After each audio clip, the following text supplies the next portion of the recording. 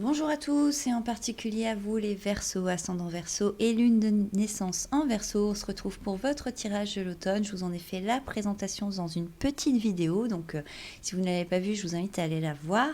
Où d'ailleurs je vous donne le nom de tous les jeux, je vous présente les jeux, etc. Donc on va y aller tout de suite avec votre tirage. On va commencer avec ce qui va être au cœur de votre automne, votre énergie cet automne. Et nous avons la carte de la tour. Nous avons donc un arcane majeur et pas n'importe laquelle, hein. On a quand même la tour, donc c'est un automne qui va être sous le signe des imprévus, de l'imprévisible, du non-contrôle. Ça va pas être une saison où il va falloir tenter de contrôler, de maîtriser les choses, parce que de toute façon, même si vous essayez de contrôler, même si vous essayez d'avoir la maîtrise, en réalité, la vie va se charger de faire bouger ce qu'il y a à bouger. Cette tour qui était un peu brinque-belante et qui on ne sait pas trop comment elle tenait, finalement on voit qu'elle était près des étoiles et finalement elle a attiré vers elle la foudre. C'est un peu la fameuse tour de Babel pardon, je vais y arriver. Et du coup, c'est vrai que il y a cette notion avec cette tour de ne pas non plus chercher à vouloir avoir trop, avoir encore plus, à être dans cet excès, ce côté de voilà, j'ai eu ça, mais en fait maintenant je veux encore plus, je veux aller plus haut, je veux aller plus loin, je veux aller plus vite, parce que ça va pas vous aider en fait pour cet automne. Cet automne, il va falloir vraiment aborder l'automne comme la vie est un champ de possibles et que tout et son contraire peuvent se produire. Alors bien sûr, ça va pas forcément être la saison la plus sécurisante pour vous, vous n'avez pas forcément vous trouvez facilement des repères, mais cela étant, on a quand même dans cette carte quelque chose qui est très intéressant, c'est qu'on a quand même deux arbres qui, eux, sont bien ancrés et qui sont pas en train justement d'être détruits par la foudre. Eux, ils restent bien enracinés. Alors on voit qu'ils sont un petit peu tordus, hein, ils ont poussé un peu comme ils peuvent, mais en réalité, ça montre bien aussi que à partir du moment où cet automne, vous avez un ancrage suffisamment fort, suffisamment important, il pourra se passer n'importe quoi autour de vous. C'est pas pour autant que vous justement vous serez comme ces petits bonhommes en train de tomber par terre, mais au contraire vous resterez de marbre et vous resterez justement dans cette capacité à pouvoir grandir et vous développer, mais à un rythme beaucoup plus naturel. Et je pense que c'est vraiment là le travail pour vous les Verseaux, ça va être de ne pas chercher à vouloir accélérer un rythme parce que vous l'avez décidé, mais de laisser les choses se faire à leur rythme, parce que de toute façon à un moment donné, si par exemple vous investissez énormément dans un projet et vous arrivez presque au bout du projet et que patatras, catastrophe, vous devez tout refaire depuis le début, plus vous allez vous investir, bien sûr, plus la chute sera rude, alors que si vous prenez le temps de faire les choses et d'aller au rythme où doivent se faire les choses, eh bien peut-être que vous serez peut-être un peu moins avancé dans votre projet, mais si il se passe une catastrophe, eh bien en réalité, vous aurez beaucoup moins à refaire, ce sera toujours rageant, on est d'accord, mais en tout cas, ça vous permettra de vraiment ne pas être arrivé quasiment au terme de votre projet pour devoir tout recommencer. L'énergie de cette tour, c'est aussi une énergie de feu. Et ça montre aussi que pour vous, cet automne, les Verseaux, vous pourriez être un petit peu à cran, un petit peu sous le coup justement de vos humeurs, de vos émotions. Et on vous met en garde aussi face à une colère qui pourrait sortir un peu de manière un petit peu trop virulente. Donc le conseil pour vous, les Verseaux, ça va être quand vous avez besoin de parler et quand vous avez besoin de dire quelque chose, eh bien n'attendez pas, ne ruminez pas, mais faites-le. Parce que plus vous retardez les choses, plus vous laissez cogiter les choses, plus ça risque de sortir d'une façon dont vous n'avez pas forcément envie en plus, mais d'une façon un peu trop brutale, un peu trop directe et qui risque de faire vraiment des dégâts. Alors que si vous, on va dire, vous désamorcez un petit peu ce feu en exprimant clairement ce que vous avez sur le cœur est votre vérité, alors à ce moment-là, du coup, ça se passera beaucoup mieux et vous pourrez éviter ce côté catastrophe. Il faut savoir aussi que la tour, c'est pas forcément une carte négative, elle permet aussi de reconstruire sur des bases solides. Donc si vous avez quelque chose qui, qui s'effondre ou un imprévu, etc., ne le voyez pas comme un frein, comme un blocage, mais plutôt comme une opportunité de pouvoir reconstruire, rebâtir autrement et de façon beaucoup plus stable, beaucoup plus sécurisée et beaucoup plus pérenne dans le temps. On va regarder un petit peu ce qui va vous apporter de la joie et du bonheur pendant cet automne 2020. Et c'est marrant parce qu'on retrouve une carte qu'on a eue il n'y a pas longtemps, et je crois que c'était pour si je ne me souviens pas, si je ne fais pas d'erreur, ça doit être les Sagittaires. Et nous retrouvons notre charmante reine d'épée. Ce qui va vous apporter de la joie, alors paradoxalement, c'est justement d'avoir la maîtrise et le contrôle sur votre mental, sur votre communication. Sauf que vous êtes dans une énergie où on vous demande de ne pas avoir le contrôle. Donc ça va être un peu compliqué quand même cet automne 2020. Je préfère être franche et honnête avec vous.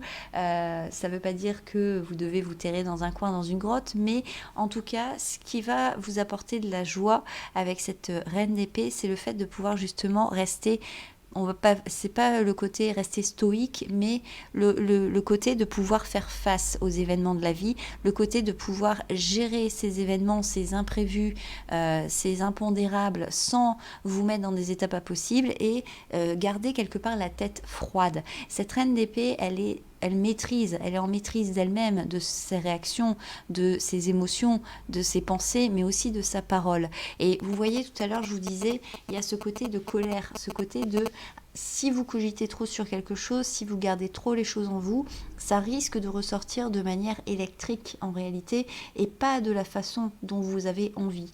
Or, avec cette reine d'épée, on voit que vraiment ce qui va vous apporter du bonheur et de la joie, c'est quand vous allez réussir à communiquer clairement mais calmement, avec une précision, avec un regard et une façon de communiquer qui va être vraiment aiguisée et qui va vous permettre non seulement de communiquer vos idées, mais de vous faire comprendre et sans vous énerver, sans vous mettre en colère et sans avoir ce risque en réalité de détruire des choses.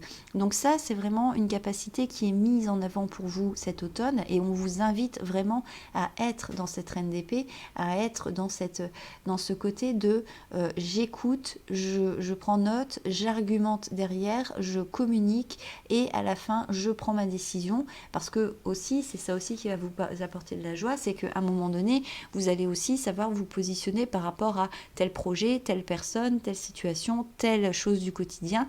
Et ça, à partir du moment où vous arrivez à trancher et à positionner les choses clairement, c'est quelque chose qui pour vous sera réglé. Donc c'est quelque chose qui va sortir en fait de votre mental et qui va sortir aussi de vos préoccupations. Donc du coup, forcément, ça va vous alléger et donc vous apporter de la joie et du bonheur.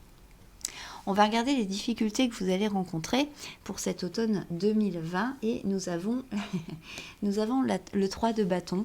Et c'est intéressant d'avoir ce 3 de bâton parce que le 3 de bâton, c'est vraiment la personne, on la voit, elle a préparé ses bagages et elle a envie de se lancer sur une nouvelle route, elle a envie de partir à l'aventure, elle est en train d'appeler au loin le cocher. Mais on peut se poser la question de est-ce que le cocher voit la personne, est-ce qu'il n'est pas en train de regarder ailleurs? Et moi, ce 3 de bâton me fait quand même penser qu'une difficulté que vous allez avoir, c'est pas un manque d'envie de faire des choses, mais peut-être un blocage dans les opportunités de pouvoir commencer les choses dont vous avez envie. Et ça va amener une espèce de frustration en vous. Parce qu'on sent avec cette femme qui tient son chapeau, ses bagages sont prêts, elle fait signe, je suis là, je suis là.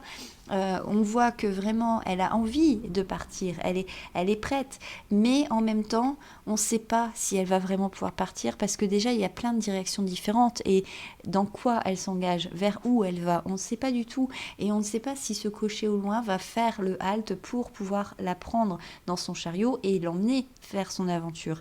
Donc il y a vraiment ce côté de j'ai cette envie d'y aller, j'ai cette envie de me lancer dans des choses nouvelles, mais l'opportunité l'opportunité ne se présente pas. Et quand je décide aussi de forcer les choses et de créer cette opportunité, bah, c'est un peu comme si on avait ce côté de je rate le train. Voilà, parce que sur la route, il y a eu des bouchons, parce que j'ai été bloquée par le camion poubelle, parce qu'il y a eu un tracteur ou que voilà, il y avait du brouillard. Et du coup, bah, j'arrive en retard et je loupe mon train et il n'y en a pas un avant, une semaine après ou 15 jours après parce que c'est un train très rare et exceptionnel. Donc vous voyez, et ça c'est une difficulté parce que pour vous, vous n'allez pas forcément vivre ce passage de la bonne façon. Enfin, ça va pas être agréable, en tout cas pour vous, de passer par là. Ce qui est intéressant aussi avec ce 3 de bâton, c'est qu'on voit que vous avez aussi des envies de créativité, vous avez des projets créatifs, mais c'est un peu comme s'il y avait trop de chemin. Il va falloir commencer par quelque chose et en fait, vous savez pas par quel bout prendre les choses. Donc, l'envie, elle est là, le désir, il est là, mais il y a cette frustration de dire, ben, je sais pas par quel bout commencer. Alors on va commencer par là, puis non ça va pas, donc on revient en arrière, et puis on repart en avant, et on refait 3 pas en arrière. Et c'est un peu ça, c'est un peu la chanson de la pomme, 3 pas en avant, 3 pas en arrière. Donc ce qui fait que finalement on reste sur place et on n'avance pas. Et ça encore une fois, il y a cette notion de frustration et ça va être la difficulté que vous allez devoir surmonter. Heureusement, avec cette reine d'épée, vous allez avoir cette aptitude à gérer ça. Et avec la tour, on voit aussi qu'il y a des imprévus, et comme je vous le disais tout à l'heure, la tour, c'est pas forcément que des catastrophes, c'est l'imprévisible au sens large. Donc, ce qui veut dire que au niveau de votre énergie, peut-être que quand vous programmez de faire ci, ça, forcément, si c'est pas la bonne chose, bah, vous allez être bloqué. Mais peut-être que justement, la tour, elle, va arriver, va vous apporter un inattendu, un imprévu. Et là, ce sera à vous aussi d'être cette reine d'épée, c'est-à-dire d'avoir une vision claire des choses pour pouvoir reconnaître que ce que vous aviez programmé, envisagé, c'était pas forcément le bon moment ou la bonne chose à faire pour vous, et que cet imprévu, cet imprévisible, et bien justement, c'est un cadeau qu'on vous offre et qui vous dit, eh bien en fait, toi, tu avais prévu ça, mais moi, je te propose ça parce que je pense qu'aujourd'hui, tu es plus capable de faire ça ou de t'engager là-dedans ou que ça te correspond mieux. Quand je dis tu, c'est la vie qui parle évidemment pour vous. On va regarder un petit peu la carte de l'hiver, ce vers quoi vous vous dirigez. Et nous avons le 4 d'épée. C'est pas terrible, hein. J'aurais dû faire tout le tirage le même jour, hein. Mais bon, les cartes qui sortent sont toujours les bonnes. Le 4 d'épée, on a cette notion de tristesse, de regret, mais on a aussi cette notion, encore une fois, de choses qui sont un peu à l'arrêt, de stagnation, d'attente, etc. Là, l'énergie vers laquelle vous allez vous diriger, bah, c'est un peu cette énergie-là, mais c'est pas si étonnant puisqu'on vient de voir qu'il y avait une énergie de stagnation par rapport à votre tirage et le fait de ne pas pouvoir avancer sur les projets que vous avez en tête actuellement, mais peut-être avancer sur des projets que vous n'avez pas forcément en tête, ou ça peut être aussi des relations.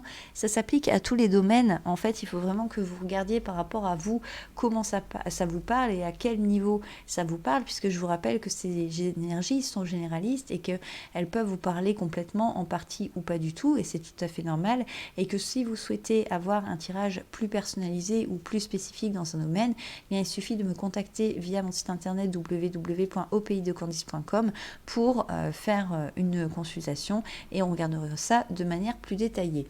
En tout cas, avec l'hiver, on voit que c'est pas forcément une période faste qui arrive.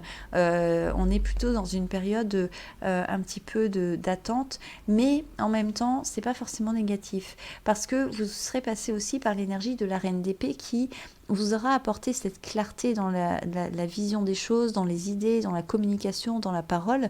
Et ce 4 d'épée, il peut aussi représenter justement le fait de laisser décanter un petit peu tout ça et donc le fait de repenser un petit peu à tout ça pour justement laisser germer quelque chose de nouveau.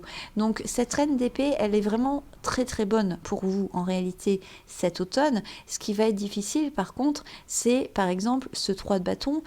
Si vous avez envie de vous engager dans un projet mais qu'en fait vous n'arrivez jamais à commencer ou que quoi que vous fassiez, quelque part, on vous met un petit peu toujours, la vie vous met un peu toujours des bâtons dans les roues. Peut-être qu'il y a un moment donné où vous allez vous dire, bah, finalement, c'est peut-être pas pour moi. Et peut-être que vous allez vouloir justement arrêter et donc laisser tomber et être dans une forme quelque part entre guillemets de deuil, c'est-à-dire le deuil du projet, le deuil de la relation, le deuil de ce que vous avez voulu faire et ce que vous n'avez pas fait. Mais en réalité, cette période-là, c'est une tendance. Donc, quelque part, ça peut aussi changer. Et je pense que à partir du moment où vous suivez cette instruction de la reine d'épée, mais aussi de la tour en positive, et bien finalement, ce 4 d'épée pourrait totalement se transformer en quelque chose de très profitable pour vous, comme le fait de poser ses idées clairement, de s'asseoir, de les contempler, mais justement de les contempler pas comme quelque chose qui nous appartient, mais les contempler comme quelque chose qui appartient à un extérieur et où on a besoin finalement de le voir comme un maître, un enseignant, un professeur ou quelque chose dans ce genre-là. Donc ce 4 d'épée, c'est sûr que c'est pas la plus belle carte du monde, on est tous d'accord, surtout dans un jeu Rider-Waite, mais en tout cas, comme je l'ai déjà dit dans le tirage où il y avait eu aussi une carte pas terrible, c'est que rien n'est gravé dans le marbre et que ce n'est juste qu'une tendance, donc ne vous inquiétez pas trop et surtout vivez pleinement votre automne, même si le tirage est un petit peu... Allez, on va regarder le conseil avec l'oracle d'Halloween. Et nous avons la carte du squelette, la force. Alors, on vous dit que Halloween est une fête effrayante. Elle est censée terrifier. Nous sommes supposés ressentir la délivrance à l'idée d'être agréablement épouvantés. Nous avons recours à la phrase rituelle, un bonbon ou un sort, et même si nous savons que n'importe qui peut nous surprendre, nous regardons des films d'horreur en sachant qu'ils nous feront peur. Nous nous déguisons en squelettes désincarnés en offrant leurs os à la vue de tous. En bref, nous profitons d'Halloween pour dévoiler notre vulnérabilité aussi bien que notre force, affrontant ainsi nos craintes. Montrer sa vulnérabilité témoigne d'une force incroyable.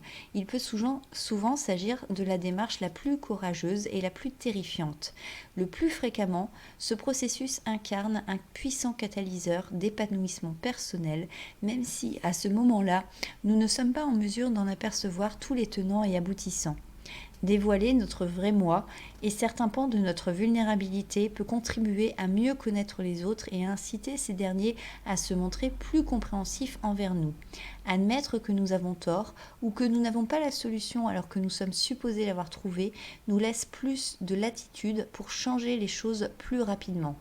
Demander de l'aide est un soutien plutôt que de jouer au martyr et éprouver du ressentiment n'est nullement une preuve de faiblesse mais témoigne notre force et notre sagesse. Si la carte du squelette se manifeste à votre attention, n'hésitez pas à écouter vos sentiments et osez afficher votre force, mais également votre vulnérabilité. La honte, la fierté, les rancunes ou la gêne constituent de lourds fardeaux que nul n'est tenu de porter au cœur des ténèbres.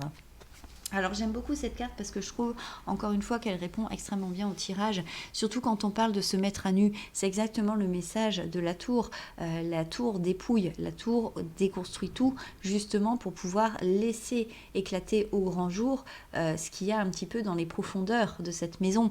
Mais il y a aussi cette côté de se montrer fort et de se montrer être capable de gérer ce côté-là et c'est tout à fait en lien avec justement la reine d'épée qui a ce côté de pouvoir justement avoir cette image d'être toujours forte et d'être toujours sûre d'elle, même si, comme toutes les reines, elle a quand même ses parts d'ombre et elle a ses parts de vulnérabilité. Et donc, le duo Maison Dieu et Reine d'épée, il complète extrêmement bien en fait cette carte du squelette et vous rappelle en réalité que si il y a des moments où vous avez le besoin d'être fort, c'est très bien, mais s'il y a des moments où ça craque et vous avez besoin de laisser exprimer des choses et de sortir des choses, eh bien c'est très bien aussi. On va regarder la petite phrase. Et nous avons, voilà, tout à l'heure je vous parlais des arbres. Vous vous souvenez du besoin que vous aurez de vous ancrer, d'être bien ancré cet automne. Vous vous souvenez que je vous en ai parlé tout au début du tirage. Eh bien c'est marrant parce qu'on a la carte ancrage. Prenez soin de vos racines, mais faites-vous plus grand que les arbres. Alors là c'est trop fort. Donc du coup, oui, je vais pas commenter plus que ça cette carte, puisque je vous ai déjà tout dit dans celle-là. C'est vraiment le côté soyez ancrés, faites attention à votre ancrage, et quels que soient les imprévus, les impondérables, vous avez cette capacité encore à grandir, à vous épanouir, à vous développer, et aussi lorsque le printemps reviendra, à rebourgeonner et à redonner des feuilles, des fruits, des fleurs et tout ce que vous voulez. Donc il y a vraiment ce côté de ancrez-vous, profitez de cette période pour bien vous ancrer, pour être fort, pour préparer la suite, parce que la suite, vous aurez besoin de votre énergie d'ancrage justement pour développer toutes ces choses nouvelles. Donc voilà, cette carte de l'ancrage, elle résonne vraiment très très très bien avec votre tirage. Donc voilà ce que je pouvais vous dire pour votre tirage de l'automne. J'espère que le tirage vous a plu. N'hésitez pas à me laisser un petit commentaire en dessous de la vidéo. N'hésitez pas à vous abonner à la chaîne si ce n'est pas déjà fait. Moi je vous souhaite un très très bel automne, et comme d'habitude, prenez soin de vos proches et prenez soin de vous. Ciao!